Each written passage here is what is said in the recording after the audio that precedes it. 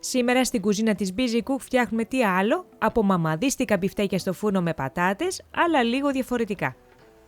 Είναι από τις καλύτερες συνταγές για μπιφτέκια χορτοφαγικά που έχω δοκιμάσει ποτέ, γιατί φτιάχνονται εύκολα, τα μπιφτέκια βγαίνουν ζουμερά και κρατάνε το σχήμα τους και είναι τόσο νόστιμα που θα ξεγελάσουν ακόμα και τους πιο δύσκολους. Είμαι σίγουρη ότι έχεις όλα τα υλικά στο σπίτι σου, οπότε πάμε να φτιάξουμε και τη συνταγή μας.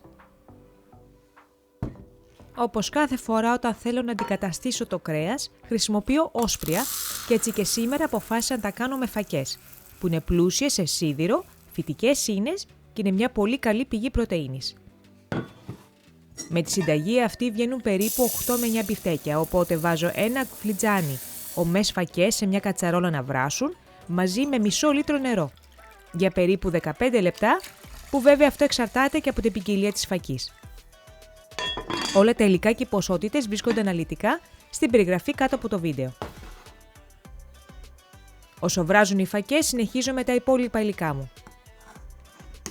Φτιάχνω ένα υποκατάστατο αυγού που δεν είναι τίποτα άλλο από μια κουταλιά της σούπας τριμμένο λιναρόσπορο, μαζί με 3 κουταλιές της σούπας χλιαρό νερό. Ανακατεύω καλά και αφήνω στην άκρη για πάνω από 5 λεπτά, μέχρι ο λιναρόσπορος να απορροφήσει το νερό.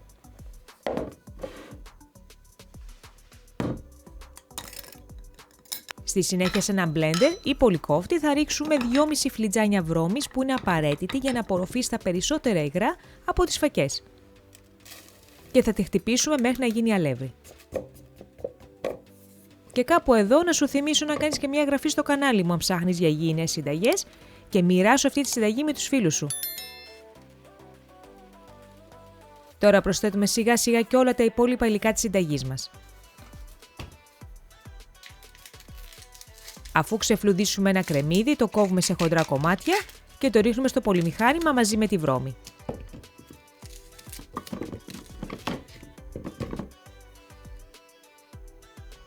Κόβουμε επίσης και μια πράσινη πιπεριά πάλι σε χοντρά κομμάτια και τη ρίχνουμε και αυτή στον κόφτη.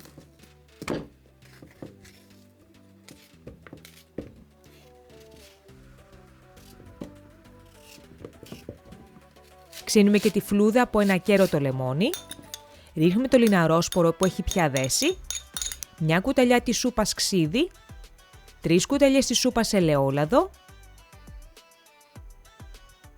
μια κουταλιά του γλυκού αλάτι, λίγο πιπέρι και μια κουταλιά της σούπας ξηρή ρίγανη και τέλος τις βρασμένες φακές που τις έχουμε στραγγίξει.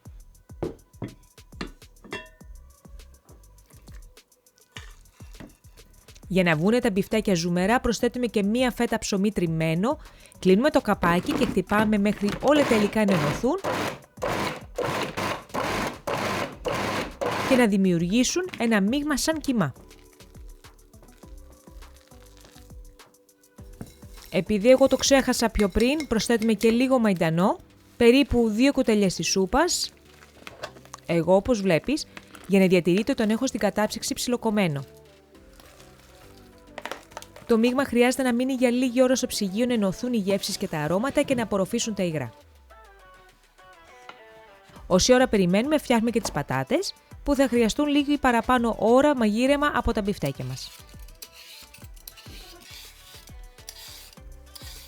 Αφού τις πλύνουμε και τις ξεφλουδίσουμε, κρατάμε τις φλούδες για να τις κάνουμε chips. Θα βρεις τη συνταγή και τον τρόπο τώρα πάνω στη γωνία σου. Κόβουμε τις πατάτες κηδονάτες και όπως βλέπεις εγώ είπα να βάλω και μερικές γλυκοπατάτες που αρέσουν στα παιδιά.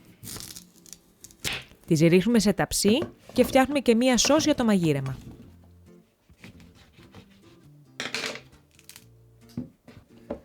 Στίβουμε το λεμόνι που ξύσαμε πριν λίγο και σε αυτό προσθέτουμε 1/4 φλιτζάνι ελαιόλαδο, μια κουταλιά του γλυκού μουστάρδα, ένα σκόρδο ψιλοκομμένο ή πολτοποιημένο,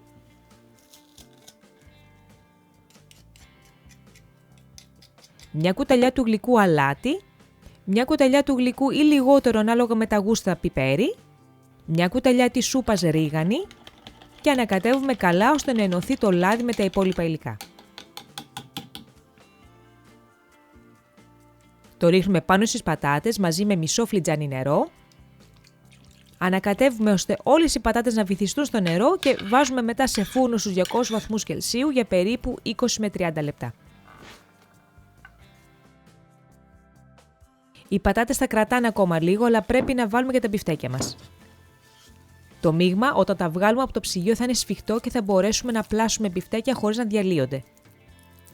Όπως σου είπα και πιο πριν, με τη συνταγή αυτή φτιάχνουμε περίπου 8 με 9 μεγάλα μπιφτέκια, τα οποία τα τοποθετούμε μαζί με τις πατάτες.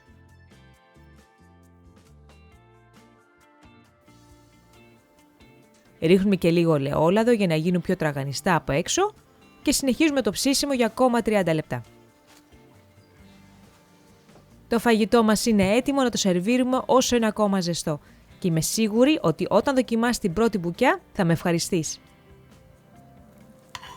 Καλή σου όρεξη και τα λέμε την επόμενη φορά. Γεια! Γεια χαραντάν! Γεια χαραντάν!